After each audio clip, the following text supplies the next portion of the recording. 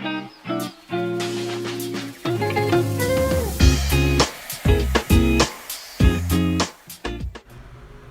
beautiful people, and welcome back to my channel. Today's video is going to be a delicious, all new what's for dinner.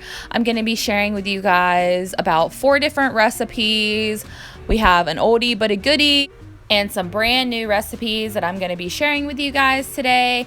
If you are new, hi, my name is Andrea. Thank you so much for stopping by. I hope you'll hit that subscribe button before you leave, and let's go ahead and jump into the first recipe. So on the first night, I am making these super easy barbecue chicken avocado wraps.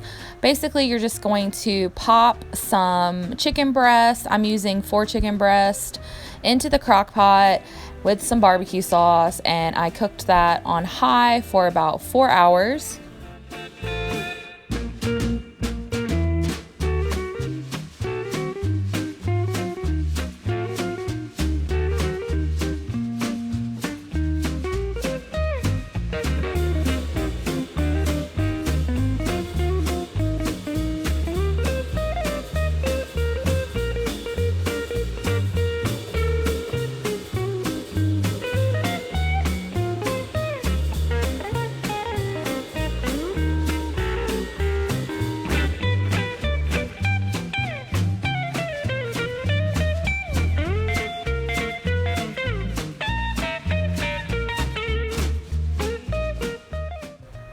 After the 4 hours, you are going to shred up the chicken. The easiest method that I have come across is taking your hand mixer and just basically mixing the chicken up, and it blends it so well, and it's pretty effortless and doesn't take a lot of time at all. So I highly recommend it.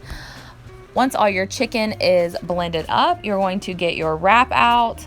I'm using these whole grain, low carb wraps. You can use whatever tortilla or wrap that you like.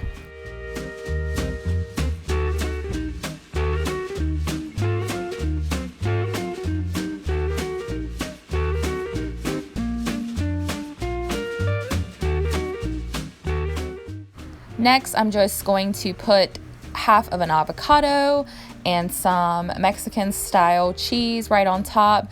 I did, I guess, bake the first round of these in the air fryer.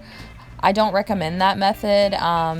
It just kind of blows around the top of the tortilla, and it doesn't really get it that like nice crispy effect that you like with wraps and quesadillas. You can eat this cold. I just decided to heat it up like a quesadilla. But I would recommend either popping it into the oven or toaster oven, or just frying it up on the skillet. But regardless, this was super delicious and super simple and pretty healthy for the most part. The next night, I am making this shrimp and chorizo paella. This was probably my most favorite recipe for this week. It is a little bit more involved than the recipes that I typically make, but it was so good and definitely worth the extra time. So first, you're gonna fry up some chorizo until it's nice and crispy, and then you are going to put that fried up chorizo on a plate with a paper towel to pull out and drain any additional grease. But you're gonna wanna make sure that you leave the remaining grease in the pan, because you are going to be frying up your onions and garlic with the leftover grease.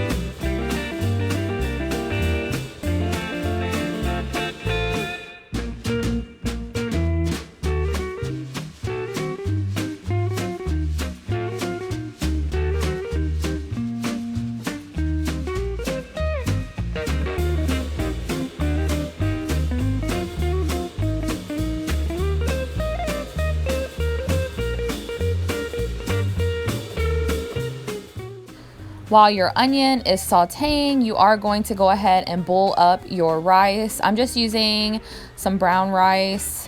You can use pretty much any rice that you like. I just prefer the brown rice.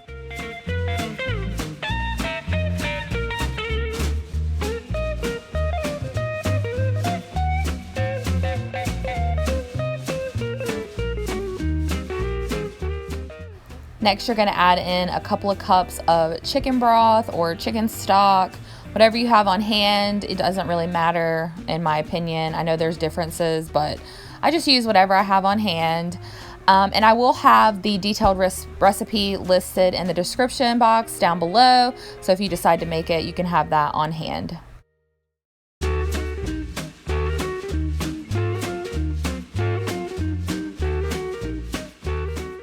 Next, you're going to add in a little bit of white wine. I have this cooking wine. I didn't have any like regular wine on hand. So you're going to add in about half a cup of that. And then I am using this chili fixin' rotel. You can use just a regular can of tomatoes, but I wanted like that fire roasted taste, I guess you could say. And I highly recommend, if you like a little bit of heat, using the chili fixin' rotel for this recipe. Next, you're going to add in your rice. I would recommend pulling the rice a little bit earlier than it recommends to cook it for, just because it will continue to cook in the paella and you do not want it to be soggy, because nobody likes soggy rice or soggy pasta.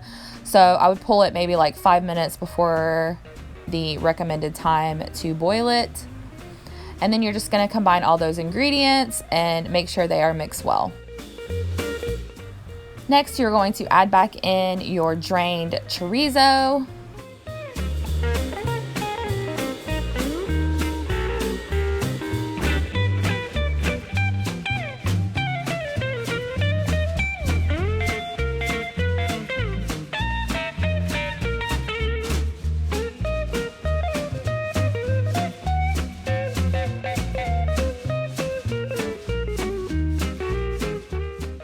And then you are going to add in your shrimp. I am adding it in frozen. You can defrost it.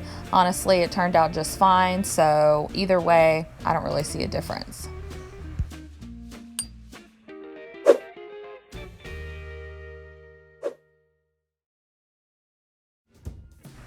And lastly, you're going to add in a cup of frozen peas. And then again, you're just going to combine all the ingredients and make sure that they are mixed well.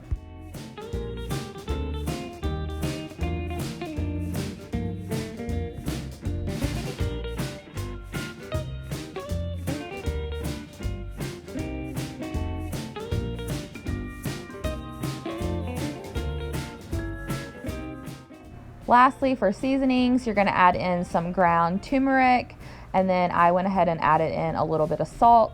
Personally, you could probably do without the salt because the chicken broth and the chorizo is salty enough on its own, so you don't really need the salt, but I don't know, I just went ahead and added it in anyway. And then last but not least, you're going to add in some lemon juice. You can absolutely use a fresh squeezed lemon. I just didn't have one on hand, but I did have some lemon juice, so that's what I added. I am a big advocate for using what you got. Don't have to run out to the grocery store and buy up a bunch of ingredients. Just use what you have on hand.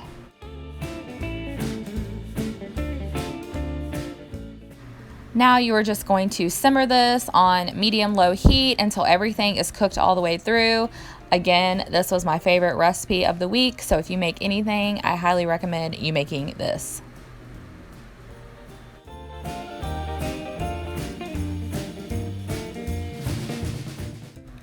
So this night I decided to mix up an old favorite. I am making Asian stuffed peppers.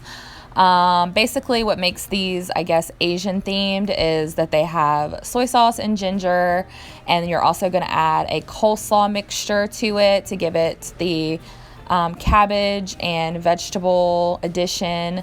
But you're going to add in your garlic, your soy sauce, and your ginger to your ground turkey. You can use ground pork, ground chicken, ground beef for this recipe, whatever you have on hand. Ground turkey is what I had on hand. And then you're going to add in half a bag of this classic coleslaw mix. And then you're going to add in some sesame seed oil. Once everything is all cooked up, you're going to take your peppers and you're going to remove the tops of them.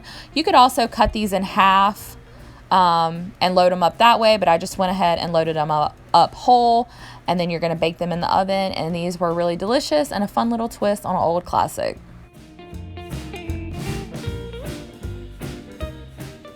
Okay, so here we have the TikTok pasta.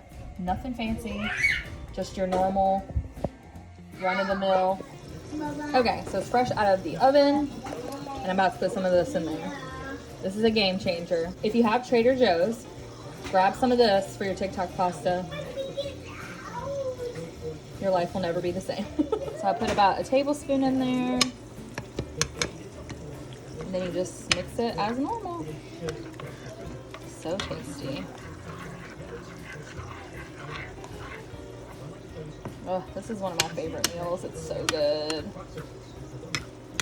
Who would have ever thought something so simple could be so delicious? All right, friends, I just want to thank you guys so much for hanging out and for watching today. I hope you enjoyed this video.